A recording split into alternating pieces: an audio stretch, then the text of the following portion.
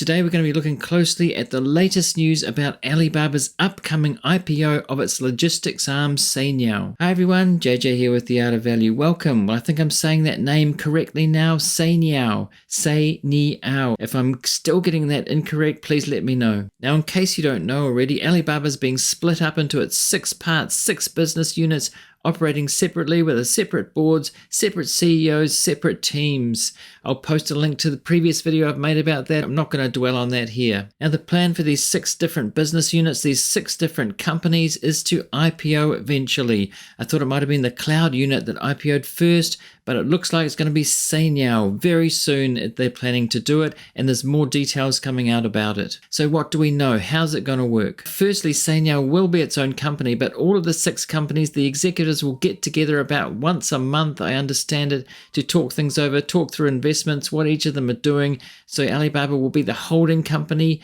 and there'll be these parts underneath it, and they'll still be integrated in that way, still communicating with each other regularly, quite often. Now, there wasn't much information about the IPOs at first, just that they were going to happen, and now they've disclosed a bit more about this particular IPO of Cainiao because it's happening very soon. Now, with the IPO, Cainiao is aiming to raise $1 billion US, and they're going to file in Hong Kong, which means there'll be no US ADR. They're not listing in the US, they're in Hong Kong. Now, they've said Alibaba will continue to hold more than a 50% stake in Cainiao, so it will remain a subsidiary of Alibaba. So it will be a separate company, but Alibaba will still have a big say in what happens at Cainiao. Now, Alibaba's helpfully outlined 4 major benefits it sees from the IPO, from the spin-off, and of course from other spin-offs coming up. And one of them is that the business will be revalued. It will be value creation for the shareholders because we'll be able to value this one company by itself,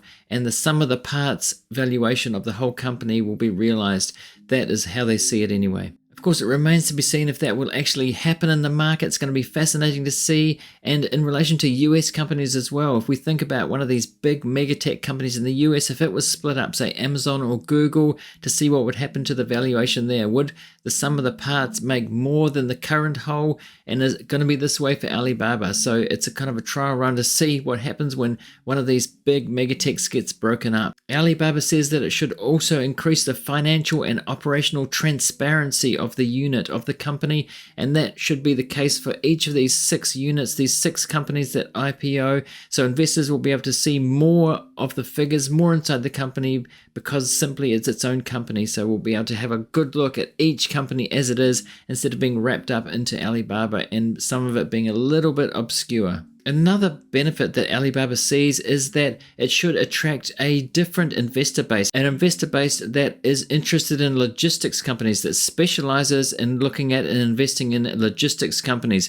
which is what Cainiao is. Another benefit they see is that it should boost the company's profile, the unit's profile, with customers and suppliers, so people won't just see it as part of Alibaba, working for Alibaba's businesses, but for other customers outside Alibaba. They say that because the company should be able to access debt and equity markets independently, it should help with the ratings at the ratings agencies. It's good to lay out these benefits of being an independent company, but I think it's also good that Alibaba will still have reasonable control over the company, and it won't be just out there independent on its own. It really is still part of the umbrella of Alibaba. Now, if you're getting value out of this episode so far and you're watching on YouTube or on X, please don't forget to hit that like button to help the algorithm spread it to more people, help with visibility. Thanks. Now we can take a look at the logistics business itself. One thing people might realize when it's a standalone company of just how big it is. It is a big company in its own right. It's going to be a big company. They do a lot inside and outside China. One thing to note that's very ambitious is that they have this goal of delivering within China anywhere within 24 hours. Not just in Beijing or Shanghai. This is for the whole country. This is a goal more than a promise, but they are trying to do that.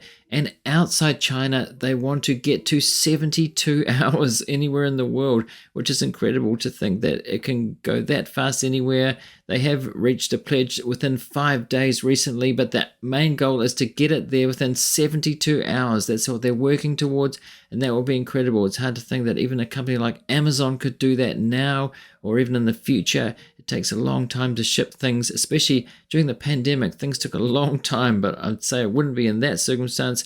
but they are trying to do that as a goal to get to. Now, of course, to achieve a goal like that, they have to really increase infrastructure all over the world, not just within China, but in many places, so that they can have their own infrastructure, they can have their own priorities wherever they go.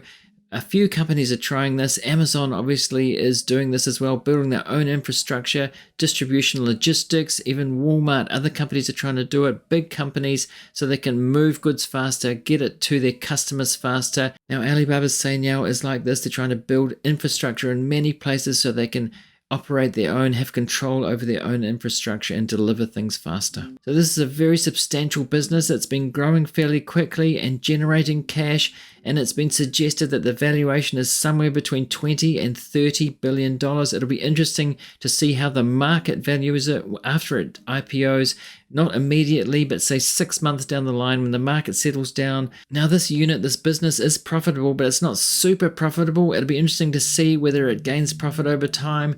This valuation for the company is quite a big chunk of the overall market value of Alibaba as a whole.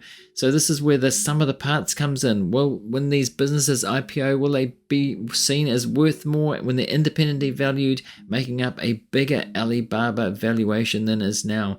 It's pretty low compared to where it was, that's for sure. Will it go up again? Will this help to raise the valuation when we can see the value of these different units? Cainiao in Q2 2023 did about $3.2 billion in revenue, and it grew year on year at 34%, so fast growing. That qualifies as fast growing.